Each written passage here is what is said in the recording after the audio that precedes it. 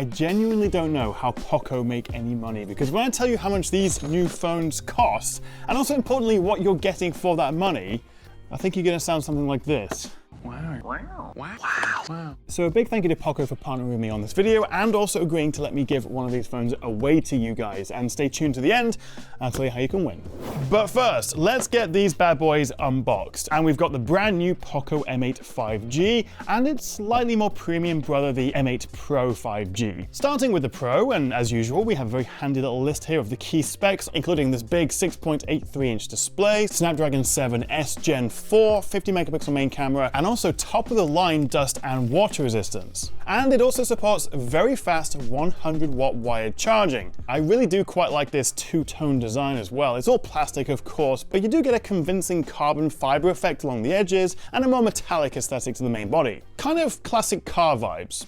Switching over to the regular Poco M8 5G, the more affordable, slightly smaller phone at 6.77 inches, with a Snapdragon 6 Gen 3, a similar 50 megapixel main camera but a smaller sensor, and we don't have the ultra-wide. It gets 45-watt charging, and it supports IP65 and 66 dust and water resistance. Very nice. But on the plus side, it's a good deal thinner. We're talking just 7.35 millimeters, with the curved edge to the screen and a tapered frame giving a really premium feel to it. Although of course not everyone loves a curved screen, and in contrast the Pro does have a flat screen and a flat frame. Both 120Hz AMOLED displays though. But which one do you prefer the look of? So Poco, of course, is a sub-brand of Xiaomi, so the software experience will be very similar. We've got HyperOS 2 software running here on top of Android 15. We haven't had the update to 16 yet, but as a brand, they are known for just being exceptionally good value. And not the kind of good value where it's just cheap rubbish, you don't really want to use it. They're genuinely very good phones with much higher end specs than you'd expect for the price. And in fact, they recently released the F8 series, the F8 Pro and the F8 Ultra, the latter of which actually packs in the Snapdragon 8 Elite Gen 5 chip. That's like the flagship, top of the line chip, and it costs like £749 thereabouts, which is ridiculously good value for a phone with that chip. But now for 2026, we have the new M8 series, which are not only a huge upgrade over last year's M7s, but actually possibly represent the best value, mid-range, mid-tier phones on the market right now. But there's a few things that make the new M8 Pro really stand out, like the battery. This actually shares the same size battery and the same charging speed as that much higher end F8 Ultra. 6,500 mAh silicon carbon battery with 100-watt wired charging, which for context, last year's M7 had, I think it was 5110 mAh battery and 45-watt charging. That by itself is a pretty significant upgrade. And just to give you an idea, after 12 hours of streaming YouTube, the M8 was down to about 32% of its battery, and the M8 Pro still had 50% left in the tank. A 2-day battery is easily achievable. And charging it, you'll get from 0 to 100% in 40 minutes. Unfortunately, it doesn't actually have wireless charging, so that is one compromise they've made to reduce the price tag. You are still getting 100-watt hypercharging and a huge battery capacity. Front and center though is this huge 6.83-inch AMOLED display, 120Hz refresh rate, 3840Hz PWM, which makes it a lot more comfortable for your eyes, and actually some people really suffer from that flickering, so that's a really nice feature to have. And we're looking at a peak brightness of 3200 nits. And if you turn on the sunlight mode, it actually enhances the colors and the contrast while you're at higher brightnesses, so everything still looks good. We also get Corning Gorilla Glass Victus 2, which you do not normally find on phones at this price point, and we have literally flagship level IP water and dust resistance, IP66, 68, 69, and 69K, which means this can actually withstand hot jets of water being blasted at it, which is ideal if you drop it in the hot tub or you accidentally put it in the washing machine, and still wouldn't recommend it, but this is a significant step up in terms of durability.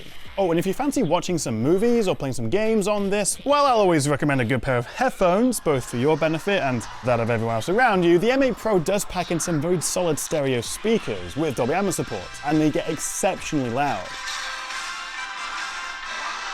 And this is Poco's first model to support 400% volume boost. It's like turning the sound up to 11. Now, unlike the F8 Ultra, which packs in that flagship Snapdragon 8 Elite Gen 5, this has a slightly more modest Snapdragon 7S Gen 4. It is a new chip, it only launched in sort of late summer 2025, but for mid-range gaming, it is more than fast enough. And every day, doom scrolling and swapping around, multitasking, it's nice and fast. Plus, the extremely fast 2560Hz touch sampling rate means everything, particularly games, feel very responsive. But what about the camera? Well, despite the fact that we've got 4 circle things on the back here, it's a dual lens camera, 50 megapixel main and the ultra wide, which is one more than the regular M8, which just has the main single camera, no ultra wide. And actually, this M8 Pro shares the exact same camera hardware as the higher end F8 Pro, although the F8 Ultra does take it a step further. So the main 50 megapixel Light Fusion 800 main camera, as they call it, does a pretty reasonable job, particularly in good light. I took a few snaps around my local town, testing out the ultra wide as well. I'm punching into the 2x zoom, although without a dedicated telephoto lens, it means we're relying on a crop of that main sensor. Back at the house, Sylvie's working hard, looking as cute as she possibly can for the camera. And then we've got my studio as I play with the M8 Pro's camera in different lighting. It's a solid camera system and gives much more expensive phones a run for their money. But of course, the cameras on more affordable, more mid-range phones like this are typically where you'll see a trade-off, as Poco has to balance costs. As for video, well, I'm recording this on the rear camera of the M8 Pro, and there's a couple of limitations in that you can only shoot up to 4K 30, there isn't a 4K 60 option with the rear camera, and for selfie video, it tops out at 1080p 30, you can't shoot 4K selfie video, but it's not the end of the world, it's a pretty reasonable compromise to get the price down a little bit. In terms of the quality, well, as I change the lighting around me, what do you think? How does it look? Let me know in the comments. It does have a couple of nifty features. There's a teleprompter mode, so if you're looking at the screen shooting selfie video, you can put your script in there if you're doing social video things. There's also a super study mode. Oh, and while I've got you, they promise 4 generations of full OS upgrades and also 6 years of security patches. There's also this like 6-year guarantee of the battery, that after 6 years you'll still have a good battery health and also decent performance and all that. I'm not sure what happens after that, but still, most of us don't really hang on to our phones for longer than 6 years.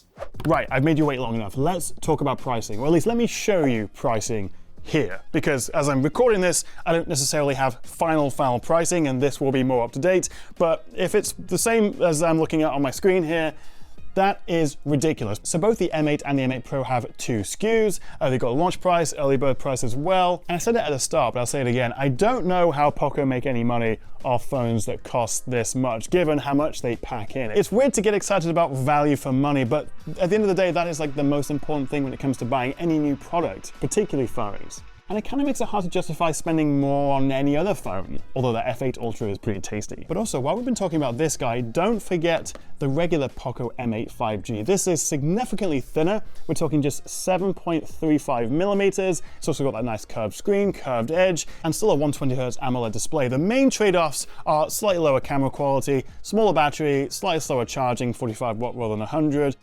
If you're looking for a really good all-rounder that covers your everyday entertainment needs while still being portable and lightweight, then the Poco M8 5G is a great choice. But if you have a slightly higher budget and want a slightly higher-end entertainment experience, then the Pro version is the better option. But as a whole, this new Poco M8 series is a huge upgrade even over the previous generation, and quite frankly could be the best value phones you can buy in 2026. Now, at the beginning I mentioned I'm going to do a giveaway. All you have to do is make sure you're subscribed and leave a comment. And 1 week after I post this video, I will select a winner from the comments and reach out.